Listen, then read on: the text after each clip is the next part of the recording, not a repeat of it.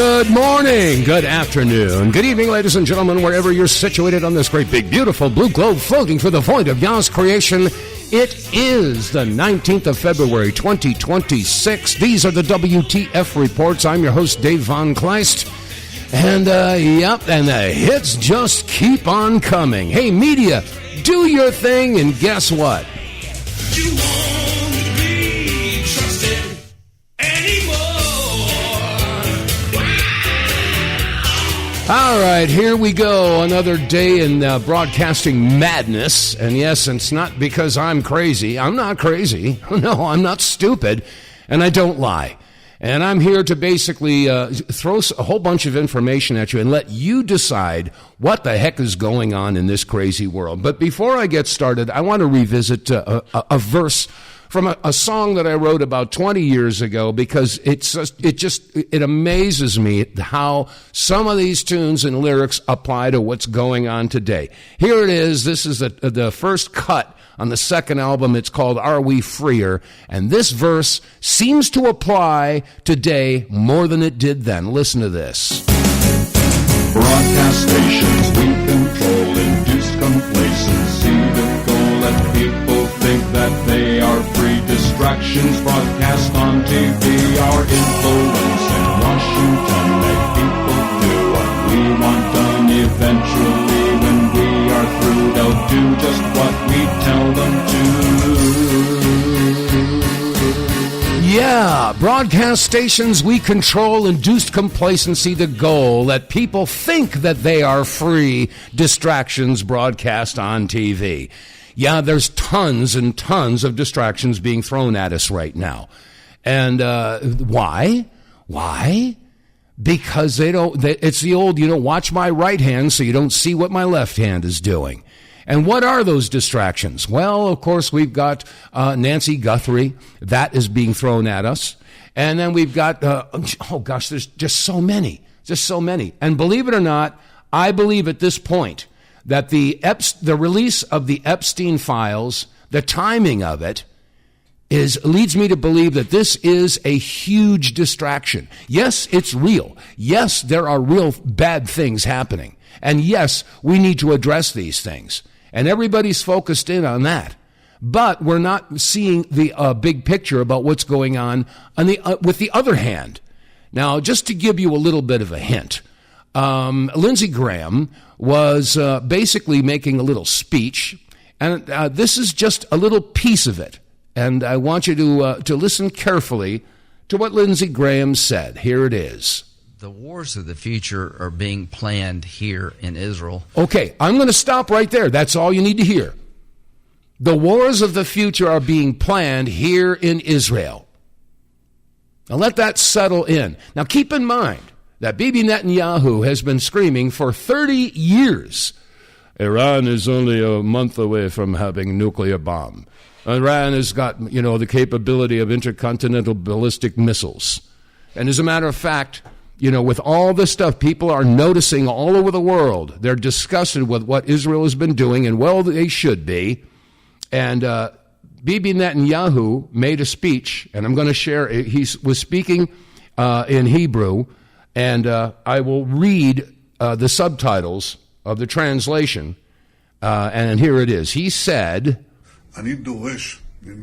I demand that you do whatever is necessary to fight anti-Semitism and provide the required safety and security for Jewish communities worldwide.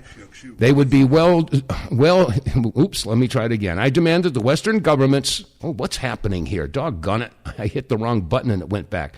Let's try it one more time. Here it is. And I demand that Western governments do what is necessary to fight anti-Semitism and provide the required safety and security for Jewish communities worldwide that would be well advised to heed our warnings. I demand action from them now. I demand that Western governments do what is necessary to fight anti-Semitism and provide the required safety and security for Jewish communities worldwide. That's his demand. They would be well advised to heed our warnings. I demand action from them now. That's what he said. Now, what are the warnings?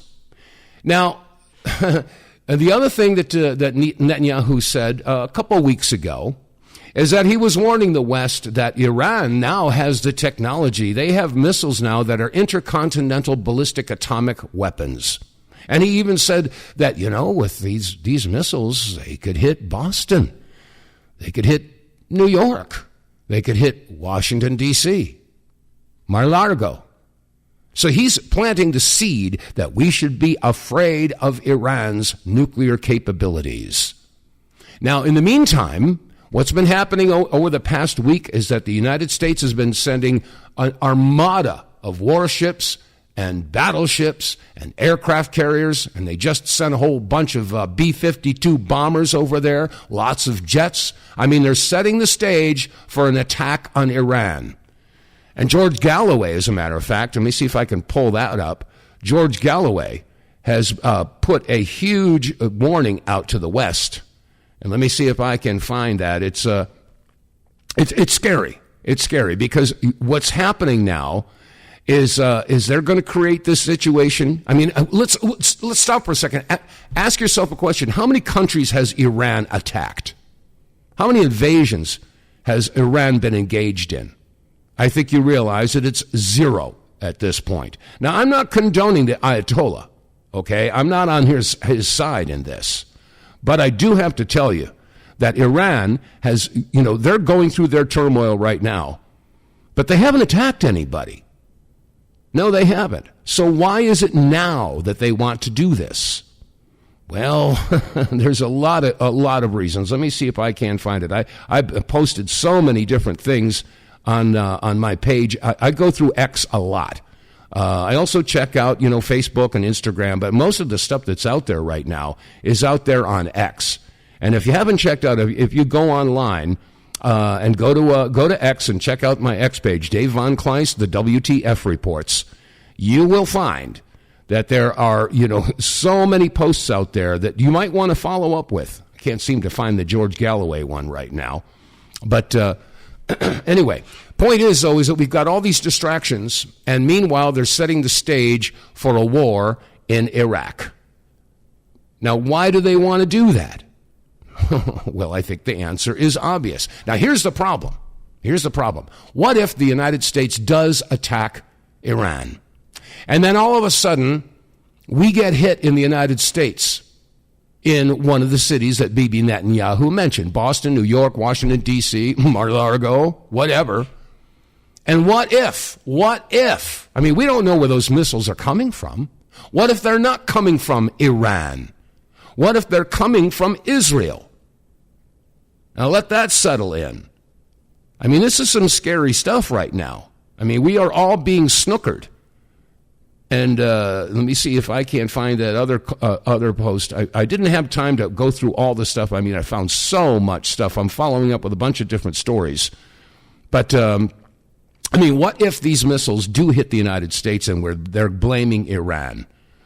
Well, it's not outside the realm of possibilities. I mean, a lot of the rabbis have said that the West has to be destroyed. The West meaning Europe and the United States. Because after all, we are Rome in their eyes.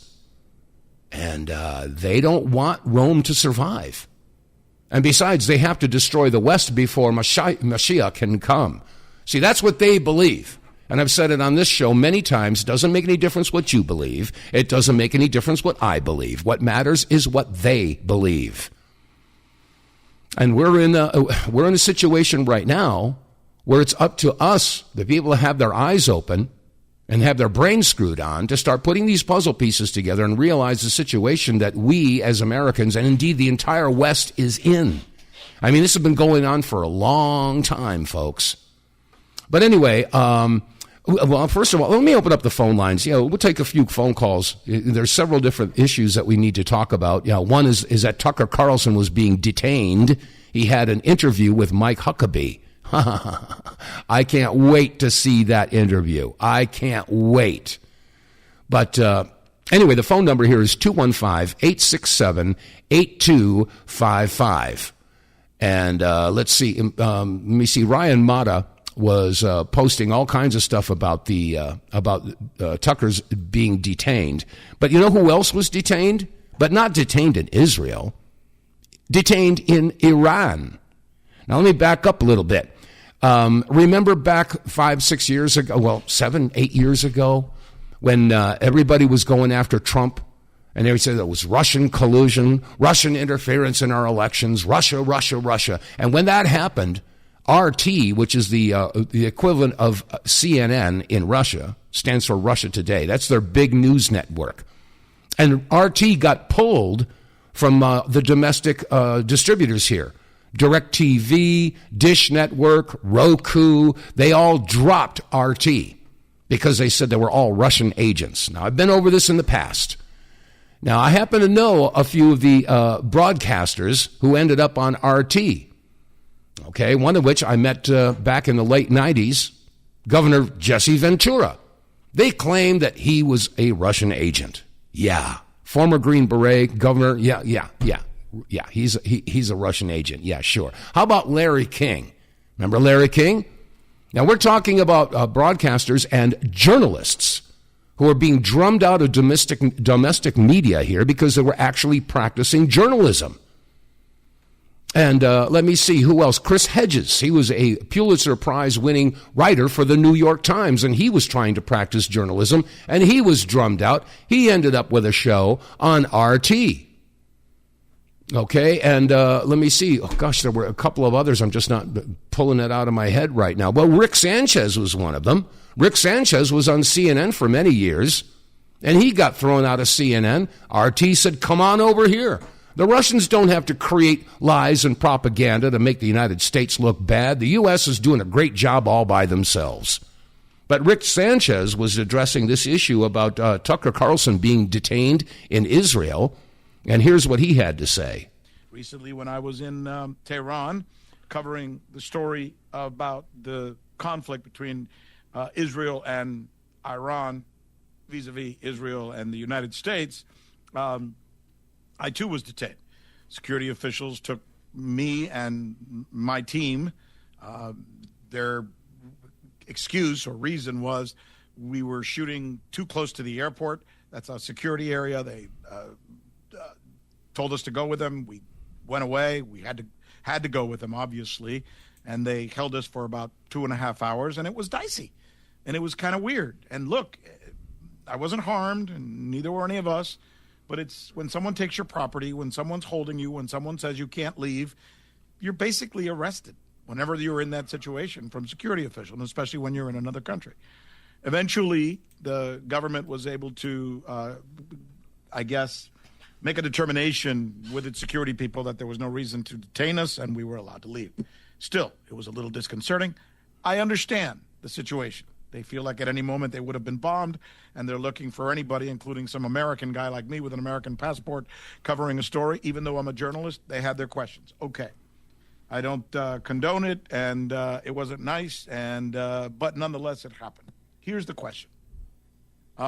With all that said, and I kind of was intimating this to Tucker in our conversation today, that I feel like I was safer in those conditions than I would have been in his condition. Okay, let that settle in. Let that settle in.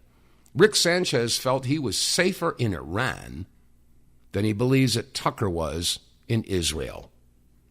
No, but Israel's our greatest ally, and Iran is the enemy. Yeah, let's listen. Look, a couple more minutes of what he had to say.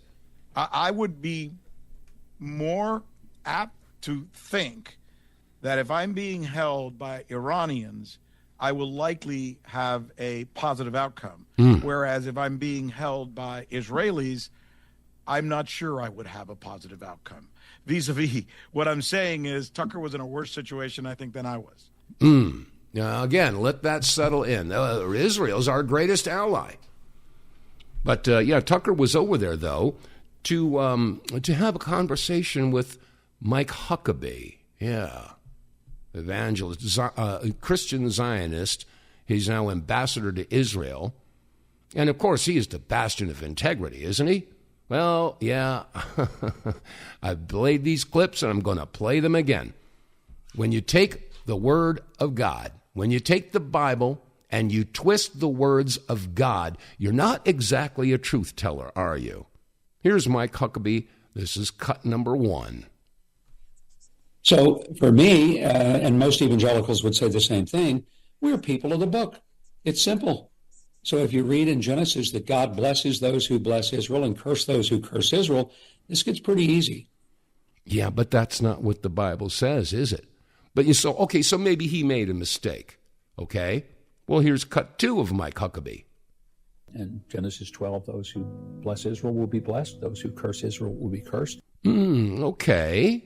That's again, those who bless Israel will be blessed, and those who curse Israel will be cursed. Here's cut number 3. So in Genesis, when the scripture says God will bless those who bless Israel and curse those who curse Israel, we don't argue with God about that. Well, I'll tell you what, I'll argue with you about that because that's not what the Bible says. God was talking to Abraham.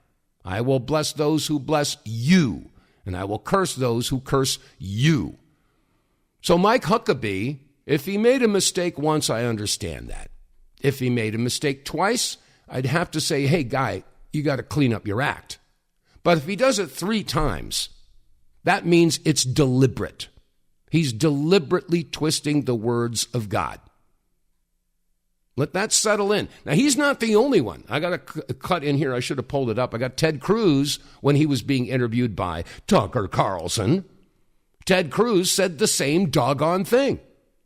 They twist the words of the Bible to fit their narrative and their agenda. And this is standard operating procedure for them. I am curious as to whether or not Tucker called him on that. Well, I can't wait to see the interview. Hopefully it will get aired.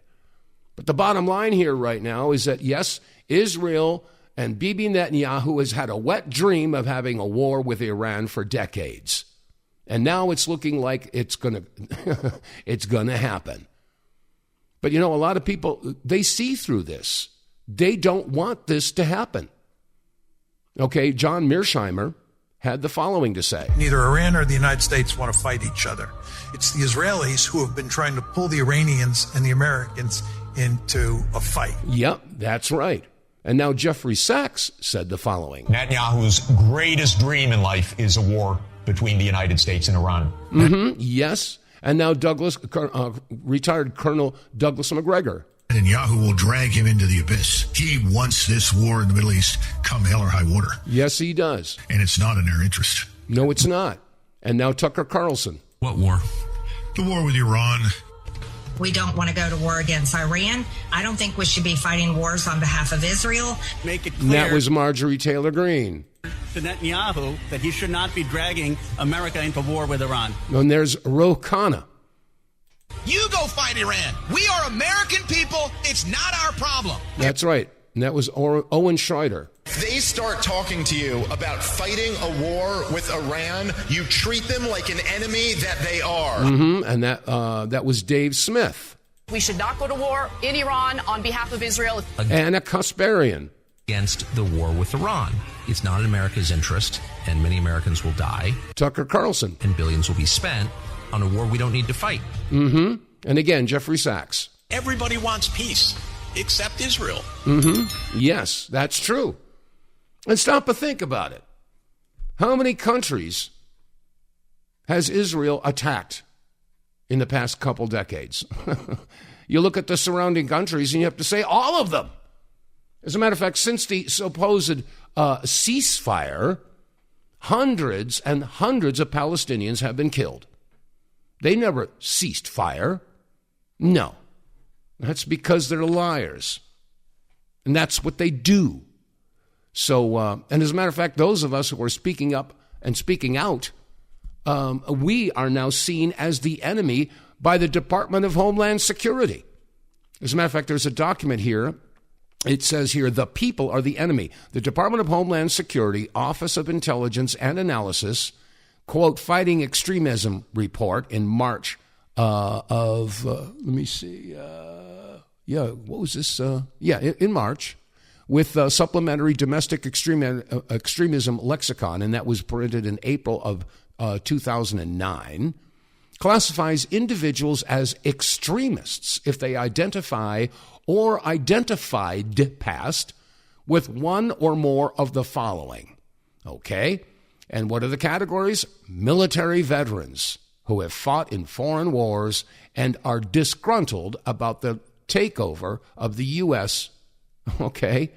Let me see what else. Anti-war individuals or groups. Another category is tax resistance movements. Groups or individuals who vehemently believe that taxes violate the constitutional rights and that the 16th Amendment to the U.S. Constitution, which allowed Congress to levy taxes on income, was not properly ratified. Oh, so if you believe the 16th Amendment wasn't properly ratified, then you are the enemy.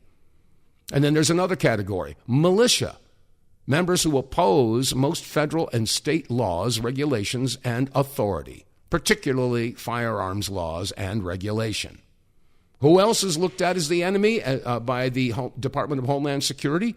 Alternative media, which provides, quote, interpretations of events and issues that differ radically from those presented in mass media outlets. In other words, if you disagree with any of the alphabet agencies, NBC, CBS, ABC, CNN, MSNBC, well, then I guess that you are an enemy. Okay, another category is opponents of open border policies. Defined as highly critical of the U.S. government's response to illegal immigration and who oppose government programs that are designed to extend rights to illegal aliens, such as issuing driver's licenses or national identification cards and providing in-state tuition, medical benefits, or public education. So if you oppose any of that stuff for illegal aliens, then you are the enemy. Okay, let me see. Patriot movement, a term used by right-wing extremists to link their beliefs to those commonly associated with the American Revolution. So if you believe in any of those things, you are the enemy of the Department of Homeland Security. That's the way it is. Wow. Unbelievable. We're in deep doo-doo, folks. I think it's time to, put on your raincoat, put on your wellies, and get a great big umbrella, because there's copious amounts of fecal matter that are going to be hitting the air circular quite soon. And I don't see any way out of this, because most of Americans just don't have their priorities straightened out. I mean, we have riots out there and people who are protesting the ICE agents because they're trying to get the drug traffickers and the human traffickers and the murderers out. And you've got these idiots. I mean, I don't have it pulled up right here, but there was a news story about a whole bunch of protesters that were blocking ICE agents from making a bust. And one of the ICE agents went up to one of the cars. And, of course, the person in the car is, you're a scumbag, you're this and that, how can you do what you're doing? And then he explained, do you understand who's in that house? They are trafficking and raping and murdering children in there. They're trafficking drugs in there. We're trying to stop that, and you're defending them. This is what's going on. But the curious thing is that we got all these people out there protesting ICE.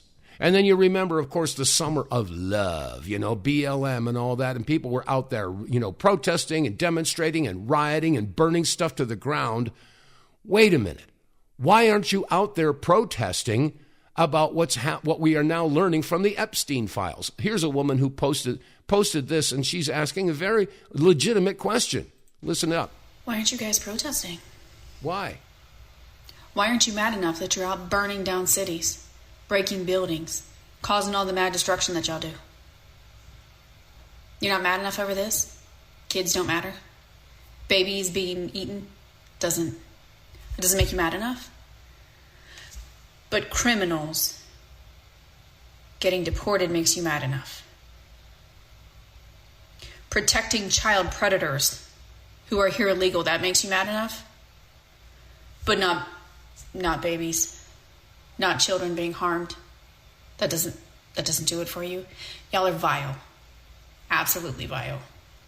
You will burn down cities over ICE agents doing their jobs. Mm-hmm. But you don't care about the babies. Right? You don't care about all the kids. What about the kids who were ripped from their families and taken to the island? We're not going to protest for them? They don't matter enough? That's where we're at? Just checking. Just checking. Yeah, is that where we're at?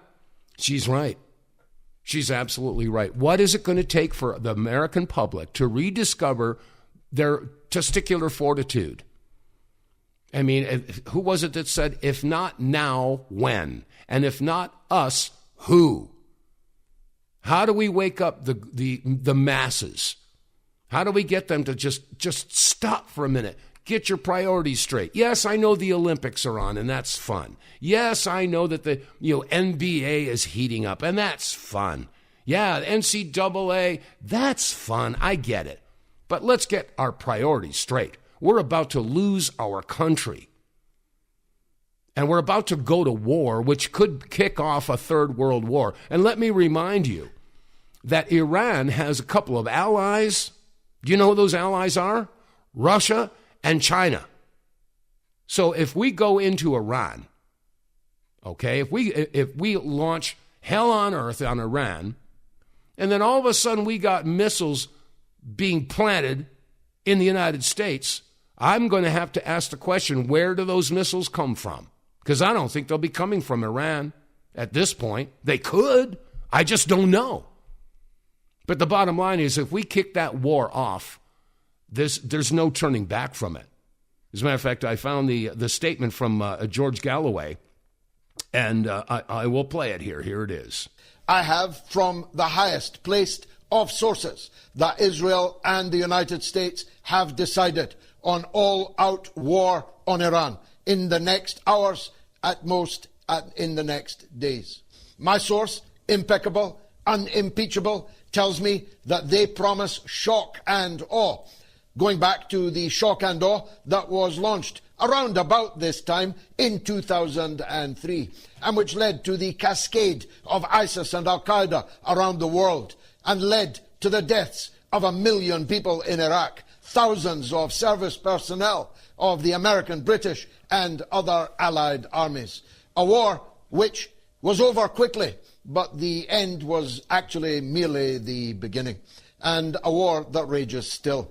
Learning nothing, forgetting nothing, the Trump regime has decided, like the Bourbons before them, that if it doesn't work the first several times, why not try it again?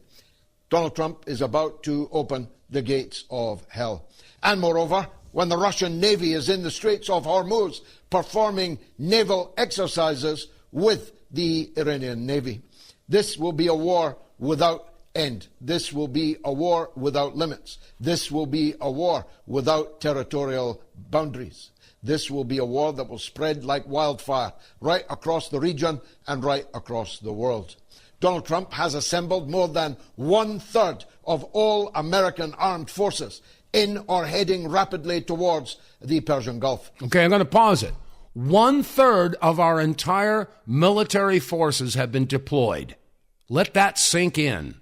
In a U-turn after a U-turn after a U-turn, Trump has just lashed the British Prime Minister, Keir Starmer, for his decision to lease Diego Garcia and give title to the people who rightly own it. He once opposed it, then supported it, then opposed it again, and then supported it again. And now, this evening, where else but on social media, Trump has declared that he will be using not just Diego Garcia, but the Royal Air Force Base at Fairford in England, in the United Kingdom, for an all-out war. Placing Britain, of course, in both circumstances, in the firing line. Exactly. The Iranians have missiles that can reach the United States of America. Yep. They definitely have missiles that can reach Westminster. The consequences of this war have been much warned against, even by the neighbours, satraps as they are, have told Trump that this can only bring ruin upon them. And their regimes are beginning now to rattle down. The leader of the United Arab Emirates, Mohammed bin Zayed, I wear his father's watch always. Mohammed bin Zayed is in the middle of a power struggle that has seen him disappear from view, and rumours of his death circulating in the region and further beyond. The Persian Gulf, family dictatorships will no longer exist once Iran begins its retaliation. So, yeah, we're opening up a huge can of worms. Again, the phone number here is 215-867-8255. A quick break. Get More Tank will save you money every month on gas. Get More Tank is a tablet with active ingredients that adds big mileage to every tank. Made in America, the Get More Tank formula is used by trucking companies and heavy industry. Now the Get More Tank formula is available to you. Get More Tank works in any gas or diesel engine, cleans your engine, lowers emissions, and you'll feel improved engine performance every time you step on the gas. Get More Tank works for cars, trucks, boats, motorcycles, four-wheelers, mowers, and blowers. Hey, if you got an engine, then Get More Tank. Contractors, electricians, plumbers, painters, and lawn service companies, Get More Tank will save you money and extend the life of your engines. If you're an owner-operator running your big rig around the town or across the country, Get More Tank will save you money too. If you're a farmer, all of your equipment can use Get More Tank. A 5-pack on sale at GetMoreTank.com for just $22.22 plus shipping. Use the promo code REDPILL101 and get 10% off. Save your money, save your engine, save the earth at GetMoreTank.com. Get More Tank is EPA registered, doesn't void warranties, results vary. And you can get more tank by visiting our website, TheWTFReports.com. Click on the sponsors page and it'll take you down to a window where you click on Get More Tank and it'll give you all the details and specifications on why this fuel catalyst works so well. Yes, not a fuel additive. It's a catalyst. It makes your fuel burn differently. And the result is that your engine burns cleaner. That's good for the environment. You get more power when you hit the accelerator, your vehicle goes. That happens like within a half a tank. And after a couple of tanks, your engine will adjust to the new efficiency it's dealing with, which means you will get better mileage. So you're going to get between 15 and 20% better mileage after you've used a couple of tanks. And if you do the math, you know, you spend $20 after you use the promo code REDPILL101. And if you're getting 20% better mileage out of 5 tablets, that means the 5th tank is free. 1 tablet per tank. Do the math, folks. This is a no-brainer. I don't know why you haven't gotten it, but some of you have. And hey, you know what? If you've been using Get More Tank, I'd love to hear from you. So anyway, use the promo code REDPILL101. Go to our website, TheWTFReports.com, and get more tank. Okay, let's see. It's 38 minutes past the hour, whatever hour you're sitting in. And I know a lot of you folks listen to the replay. I mean, this broadcast is live at 12 noon Mountain Time, and I realize it's a lot of people that are busy during that time of the day. So if you're listening on the replay, well, that's great. Still, you need to go to our website, Get More Tank, and also check out the Wave Watch. We've got $100 off of the purchase of the Wave Watch, and of course that is Tesla technology that was refined by Royal Raymond Rife, and then it was shrunk down to the size of a wristwatch. Linda Banber was able to figure out how to do that, and I'm wearing mine right now, and there's a whole bunch of different programs. Let me see, can you hear this? You hear that? Okay, I'm running a program right now for cognitive wellness. Yeah, they got all kinds of programs in there, you know, for your skin or for your heart or, you know, or whatever. There's over 1,000 programs on this little wristwatch. And if you want to find out more about it, I suggest you do. Again, go to our website, TheWTFReports.com. There's a pop-up that'll come up, and it'll take you to an area where you can find out all about the Wave Watch. And once you find out that Rife technology works, you may want to consider getting one. So use the promo code REDPILL100, I believe it is. Or you'll get it if you go through our website. You'll get $100 off the purchase of a Wave Watch. Okay, that said, back to this issue about distractions. Well, I don't know. I mean, there's so many issues that are really important. I don't know if we can actually categorize them as distractions. But, I mean, we're being pulled in so many different directions. We've got, the debate about, the illegal aliens and the drug trafficking and the sex trafficking and ICE and all that. That's one area that people are focusing in on. And then, of course, there's the release of the Epstein files. That's another area that people are focusing in on. And then, of course, there's the looming specter of war, and that's another thing. And then, of course, there's Nancy Guthrie. That's another thing.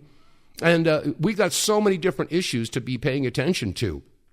And as a matter of fact, one of them here is being explained by, well, let me see, who is this? This is, what's this guy's name? I had it written down here in the other room, but, I'm just going to play this. Go ahead and give it a listen. Because of the Epstein lists, the West is collapsing right before our eyes. All the conspiracy theories have not merely been confirmed, they have far surpassed every previous version imaginable. The West has revealed itself as a demonic system of civilization, at the very center of which stands satanic, cannibalistic sects that devour children, traffic women, orchestrate provocations around the world, manipulate financial markets and political processes, and perform black masses. Okay, I'm going to pause it. This is Alexander Dugin. That's who this is. In other words, only a tiny handful of Western politicians remain untouched by the Epstein network. So what are ordinary people in the West supposed to do now?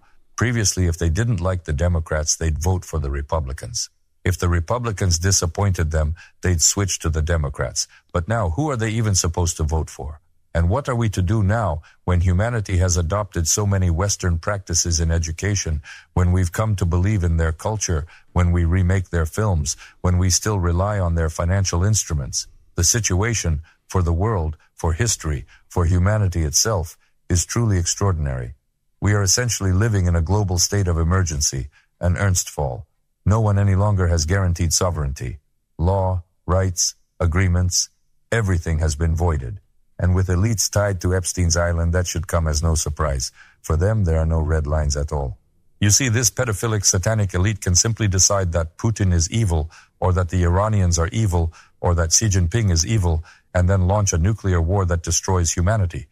By the way, Epstein himself funded the construction of bunkers for that very elite.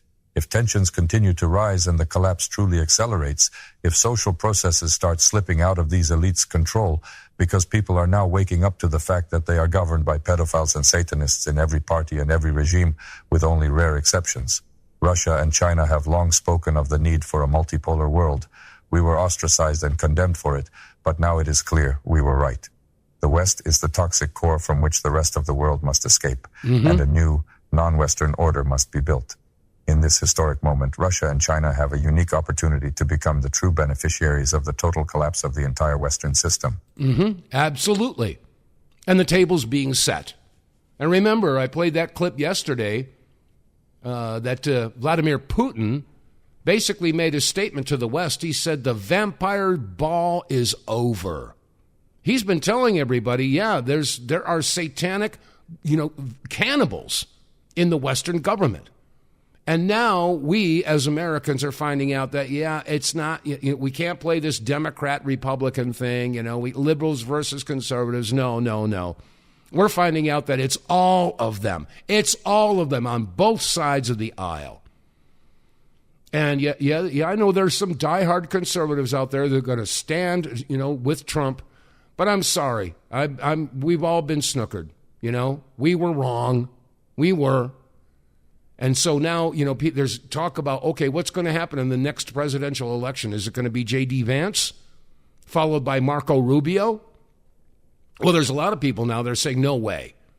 So there's a poll out there right now. If the 2028 election was going to be held today, would you vote for J.D. Vance or would you vote for Thomas Massie? And I think a lot of people would say it would be Thomas Massie. Hey, we just may see a ticket if we can get that far. If the world war that is looming on the very near horizon doesn't destroy everything, we just might see an independent party out there. Can you imagine if Thomas Massie and Ro Khanna were to join forces, or maybe with Marjorie Taylor Greene? I have a feeling that most Americans, both liberals and conservatives, have had enough of the bullcrap from both the Democratic and Republican parties. This may be the window of opportunity for an independent party to come and scoop everything. Because more and more is being uncovered about, J.D. Vance, for example. There's a gentleman here, let me see, Kerry Burgess posted the following, and this is rather interesting. If you like J.D. Vance, you might want to learn something. Here it is. In part 1, I showed how billionaire Peter Thiel found his project at Yale. That student was J.D. Vance. But you need to understand, Vance isn't just a vice president. He's a man handpicked and funded by one billionaire to change our country forever. It started in 2011. Vance heard Thiel speak at Yale and called it the most important moment of his life. By 2015, Thiel hired him, and Vance moved out to San Francisco and joined Thiel's inner circle. Then in 2016, while Thiel was paying his salary, Vance wrote his book, Hillbilly Elegy. Thiel even wrote the blurb on the cover. He used his power to turn Vance into the voice of the working class. Then Thiel got other billionaires to give Vance $93 million to start his own company. They didn't just give him a job. They made him a multimillionaire before he even ran for office. But there was a problem. In 2021, Vance ran for Senate and was losing. People found out that in 2016, Vance called Trump America's Hitler. The MAGA voters were walking away. So Peter Thiel stepped in. He flew Vance to Mar-a-Lago to make a deal with Trump. And to make it happen, Thiel gave $15 million to a political group, the biggest single donation ever for one Senate race. That check is the only reason Trump endorsed him. It's the only reason Vance won. Now, here's the scary part. Why would a billionaire spend $15 million on one man? In 2009, Thiel wrote that he no longer believes freedom and democracy can work together. He was very clear about why. He blamed the fact that women got the right to vote and that poor people on welfare have the right to vote. He believes that if those people vote, they will always vote for programs that will help the public, which eats into the profits of the rich. To him, your right to vote is a problem for his money. Thiel also owns Palantir, the software company ICE uses to track people down. He is building the tools to watch us and installing J.D. Vance to lead us. This isn't a theory, it's an investment. Stay tuned for part 3, where I name other people from Thiel's circle who are already inside the government. Unbelievable. Yeah, a surveillance state. Yeah. Peter Thiel and Palantir are the ones who designed the surveillance systems in Israel, and they're doing the same here. And again, we go back to this issue, what's going to get people to wake up? There's all those different issues here that are scaring the crap out of the entire country. So, again, I have to ask the question, what's it going to take to get America off of their big fat butt and get involved? We got to get our priorities straight. Now, I don't know who this young man is who posted the following. It's got a heading here that the revolution won't be televised. But a couple of good points to be made here. I was at work today, and I realized the reason why people aren't reacting to, this Jeffrey Epstein stuff, why isn't anybody doing anything? Where is this outrage that you would think you would see? People don't know. If you look at literally all of the major media that we have, there is not a single word about any of the developments of the Epstein files. And that's despite this being, the biggest scandal in recorded history. Based on what they're saying with these new Epstein files, this is literally the biggest scandal in human history. I mean, you can't make this up. And there is not a single word from any of our major news media in any way, shape, or form. And that's really the nature of how they've been in control this entire time, how they took over society on every level. It's because they really do control the media on every conceivable level. I only found out on Friday. I've been dealing with this weekend, and it's funny because I keep seeing people talking about how, everything is still normal. And you probably saw that video of the guy yelling in the airport, but that's how it is. Most people don't even know. Okay, I'm going to pause it for a second. If you didn't see that video that he just referred to, there was a guy, and I forget which airport it was. I think it was in Atlanta. I could be wrong. But there was a guy that was in the terminal, and he was basically screaming, "What's wrong with you people? That children are being raped and tortured and cannibalized. Why aren't you paying attention? Why aren't you doing something?" And the people just, oh, this guy must be crazy. Oh, and they're just walking by. But he was making a good point. I mean, my God, Your hair is on fire. What are you going to do about it? Oh, he's just a crazy conspiracy theorist. That's the attitude that people have. Anyway, I'm going to let this guy rant on. It's been circulating on like TikTok and Twitter, but that's about it. My mom didn't know who Jeffrey Epstein was. Yeah, you know what? I know other people out there. I was talking to one guy, and I asked him about Ghislaine Maxwell. He didn't know who Ghislaine Maxwell was.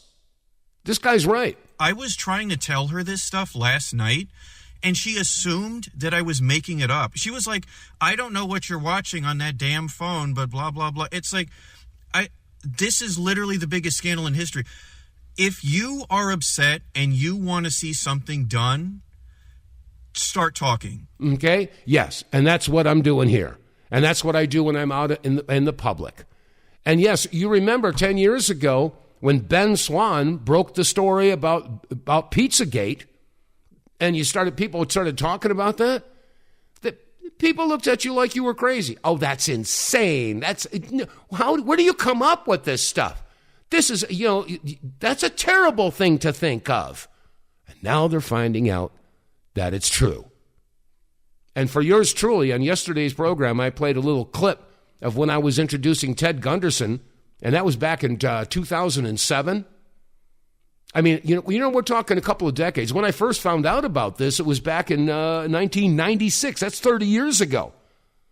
So now we have to ask how many millions and millions of children have been tortured and cannibalized, raped, you name it.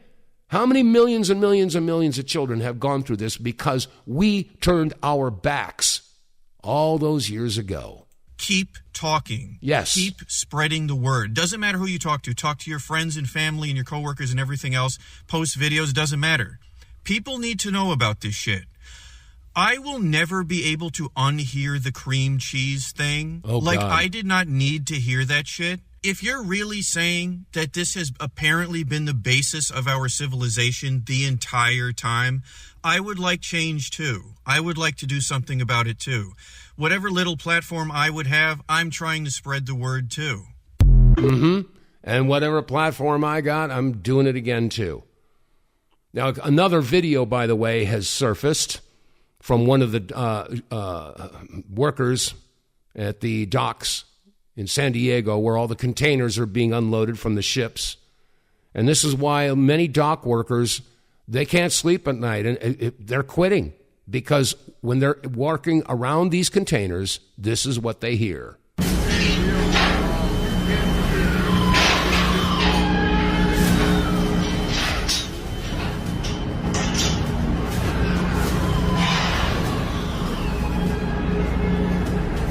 Okay, you could just barely hear it, but you can hear wailing and screaming from people that are stuck inside of these containers. This is the world we're living in, folks. This is just crazy. And unfortunately, yes, everybody puts their blinders on and watches their TV show, and oh well. Ladies and gentlemen, it's time for the Modern American Song. Now listen for the cows. Well, I'm an American and I've got rights as long as my government says so. And I can do anything I want as long as I get a license or a permit. And the things that I own debt-free. As long as I pay tax, they won't take them from me. Yeah, I'm in control of my destiny. At least that's what they tell me. Okay, I'm going to stop it right there because we got a caller and the callers take priority here. Okay, caller, you're on the air. Who are you and where are you calling from? This is Alyssa in Maryland, but I might be changing the subject, so you'll have to tell me if I should call back. Well, are you listening to the broadcast?